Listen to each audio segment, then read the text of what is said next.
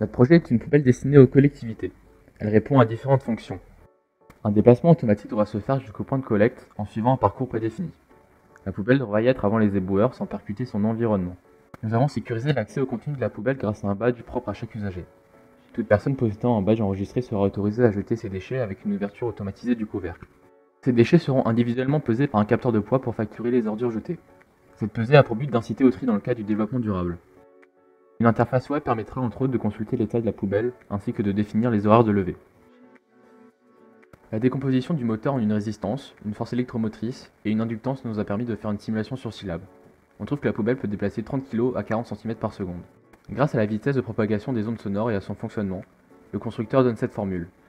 Le temps est ainsi de 2400 microsecondes pour faire un aller-retour avec un obstacle à 40 cm de distance. Nous avons choisi de placer deux capteurs de couleur de chaque côté d'une ligne pour savoir comment corriger la trajectoire. Pour déterminer la couleur de la ligne, nous avons utilisé la couleur avec la meilleure réponse relative du capteur. C'est ici le rouge. Une simulation du vérin sur Inventor nous donne ces graphiques.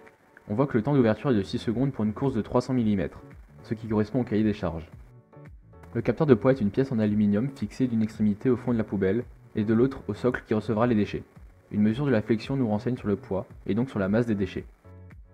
Nous avons développé un protocole pour une communication 433 MHz.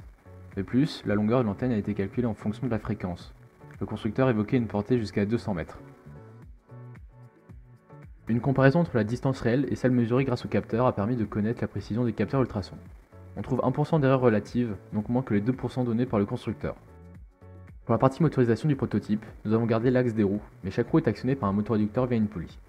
Après des mesures pour différentes masses, on trouve que la poubelle déplace 22 kg au maximum à 20 cm par seconde.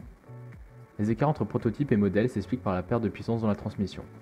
Les écarts entre modèle et cahier des charges s'expliquent par le choix d'un moteur peu puissant.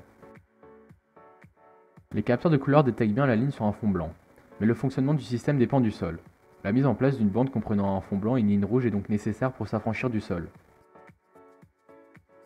Les écarts sont en moyenne de 200 microvolts par volt et peuvent être liés à la mesure du voltmètre ainsi qu'à la fabrication du capteur. En effet, le constructeur indique que le modèle linéaire est pratiquement inatteignable et qu'il s'agit le plus souvent d'une courbe. Pour pallier à ce problème, il indique qu'un modèle contenant plus de paramètres, comme la température, pourrait fournir une meilleure simulation, plus proche de la mesure.